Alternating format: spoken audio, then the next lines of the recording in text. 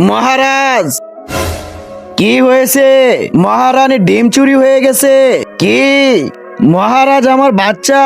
তুমি চিন্তা করো না মহারানী, আজকে এই ডিম দিয়ে আমি অমলেট বানিয়ে খাবো। তোমাদের দুজনের ভিতরে যে আমার ডিম উদ্ধার করে আনতে পারবে তার সাথে আমার শালির বিয়ে দিব। ঠিক আছে মহারাজ, আজ তো এই ডিম খুব মজা করেই খাবো। আরে ওই দানব আমার ডিম আমাকে দিয়ে দে। এইটা তোমার ডিম নয়, কারণ তুমি জলপাড়া, আর জলপাড়া ডিম দেয় না। শালা তোকে তো আজকে। আহ! এইবার চল ডিম নিয়ে মহারাজের কাছে যাই। আরে এখানে তো অনেকগুলা ডিম, এর ভিতরে মহারানীর ডিম কোনটা? এক কাজ করি, সব ডিম নিয়ে যাই, মহারানী নিজেই চিনে নিবে ওনার ডিম কোনটা।